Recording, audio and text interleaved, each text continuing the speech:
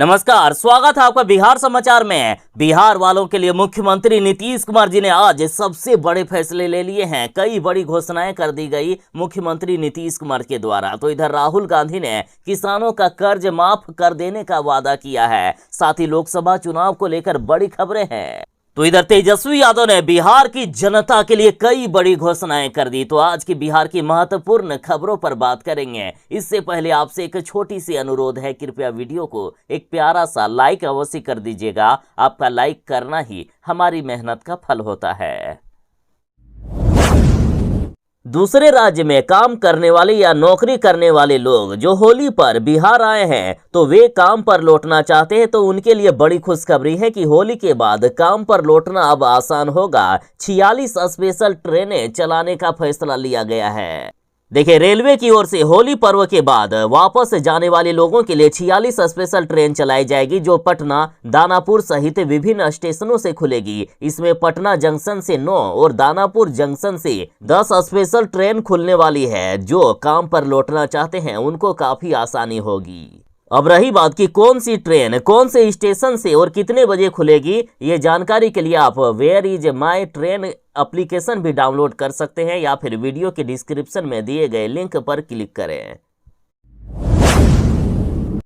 राहुल गांधी ने लोकसभा चुनाव को लेकर बड़ी घोषणा कर दी है कि किसानों का कर्ज माफ किया जाएगा। देखिए, राहुल गांधी ने कहा कि यदि हमारी सरकार बन जाएगी तो किसानों के ऋण माफी के लिए कृषि ऋण माफी आयोग की स्थापना की जाएगी और बिहार के साथ देश के सभी किसानों का कर्ज माफ किया जाएगा। साथ ही बीमा सुरक्षा के लिए कहा कि 30 दिनों के अंदर किसानों के खाते में मुआवजे का पैसा भेजने के लिए पीएम फसल बीमा योजना में बदलाव किया जाएगा। साथ ही देश के सभी किसानों को जीएसटी से मुक्ति मिलेगी, जीएसटी में संशोधन किया जाएगा। साथ ही महिलाओं के लिए राहुल गांधी ने कहा कि महालक्ष्मी योजना की शुरुआत पूरे देश में की जाएगी। गरीब परिवार की एक महिला को 1-1 लाख रुपए सालाना दिए जाएंगे। देखिए, बड़ी खबर है, जितने भी देश में गरीब परिवार हैं तो उनके यहाँ किसी एक महिला को 1 लाख रुपए सालाना मिलेंगे। बड़ी खबर है। साथ ही आधी आबादी का पूरा हक यानी केंद्र की भर्तियों में महिलाओं को 50% आरक्षण मिलेगा। साथ ही आशा, आंगनबाड़ी और मिड डे मील वर्कर के वेतन को डबल कर दिया जाएगा। साथ ही युवाओं के लिए राहुल गांधी ने घोषणा कर दी है कि 30 लाख सरकारी नौकरी हम देने का काम करेंगे। साथ ही हर शिक्षित युवा को 1 साल की अप्रेंटिसशिप द्वारा 1 लाख रुपए मिलेंगे। बिहार के साथ देश के हर एक युवा को सरकारी नौकरी और रोजगार देने का भरोसा राहुल गांधी ने कर दिया है। बिहार बोर्ड के मैट्रिक के परीक्षार्थियों के लिए बड़ी खुशखबरी है। देखिए, इंटर का रिजल्ट जारी होने के बाद अब मैट्रिक का रिजल्ट जारी किया जा रहा है। बिहार बोर्ड की तरफ से कहा गया कि 31 मार्च तक हर हाल में रिजल्ट आएगा। 31 मार्च से पहले ही रिजल्ट जारी कर दिए जाएंगे। और आप कैसे रिजल्ट चेक कर सकते हैं, ये जानकारी भी दे रहा हूँ। देखिए, 31 मार्च से पहले हर हाल में रिजल्ट जारी कर दिए जाएंगे और रिजल्ट देखने के लिए आधिकारिक वेबसाइट बिहार बोर्ड online.bihar.gov.in पर जाना होगा।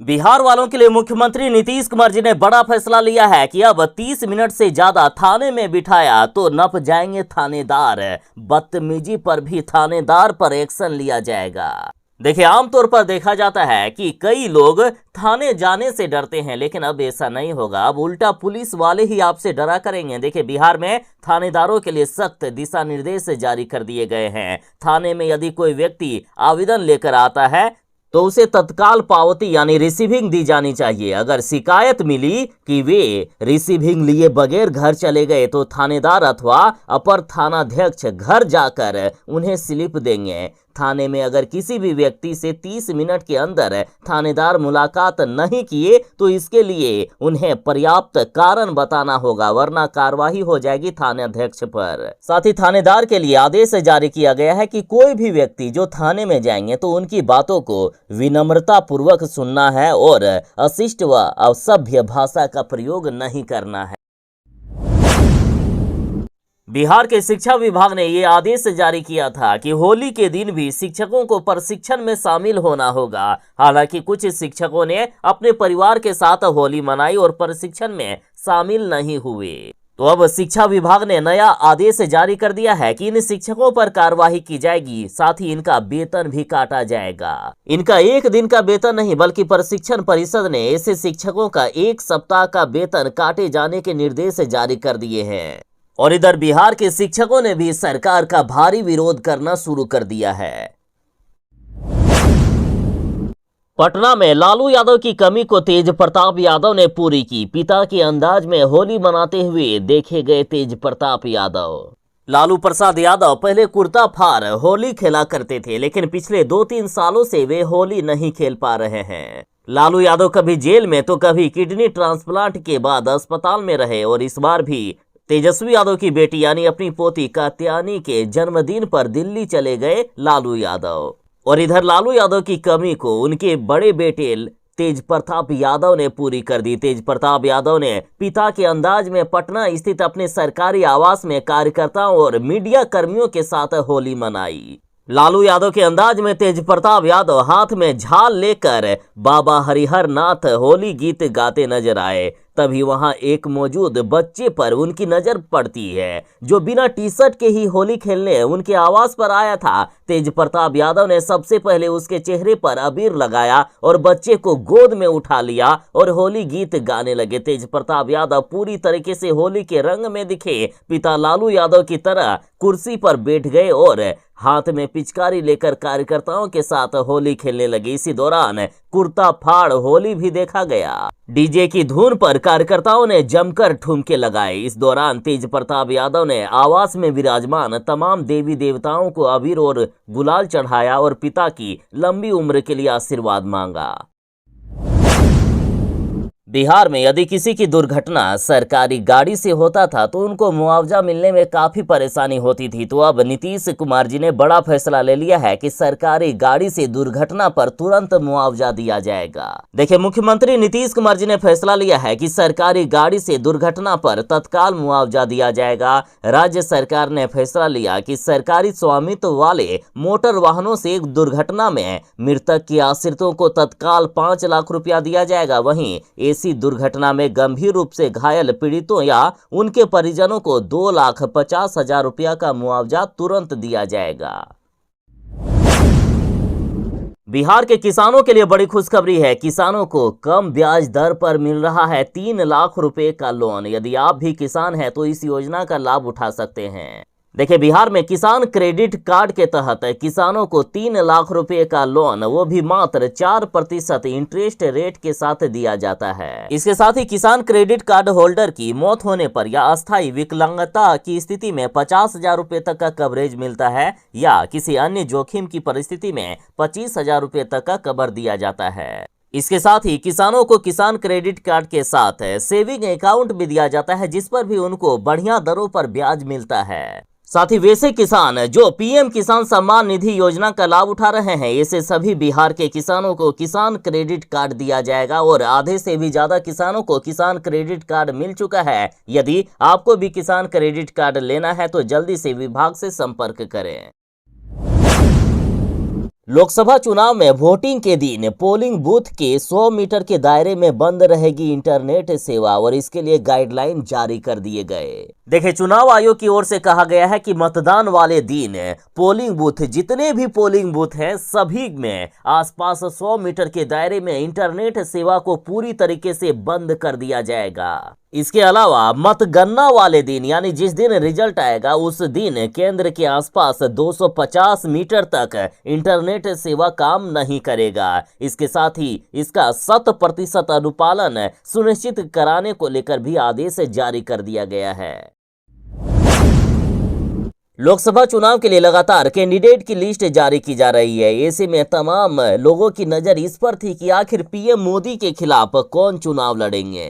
देखिए, सबसे अधिक नजर लोगों की उत्तर प्रदेश के वाराणसी लोकसभा सीट को लेकर है, जहां से भाजपा की तरफ से खुद पीएम नरेंद्र मोदी जी चुनावी मैदान में हैं। ऐसे में कांग्रेस की लिस्ट के अनुसार पीएम मोदी के खिलाफ वाराणसी सीट पर यूपी कांग्रेस चीफ अजय राय चुनाव लड़ेंगे। इन दोनों नेताओं के बीच ये तीसरा मुकाबला होगा। देखिए, 2014 और 2019 चुनाव में अजय राय पीएम मोदी के खिलाफ चुनाव लड़ चुके हैं। हालांकि दोनों ही चुनाव में में अजय राय को पीएम मोदी जी ने भारी मतों से हराया है। हालांकि इस बार कांग्रेस ने दावा किया है कि इस बार पीएम मोदी की हार यहां से निश्चित हो गई है। अजय राय को भारी मतों से इस बार जिताएगी जनता। शिक्षा विभाग के अपर मुख्य सचिव के पाठक जी ने सभी सरकारी स्कूलों को होली के दिन भी खुले रखने का आदेश जारी किए थे।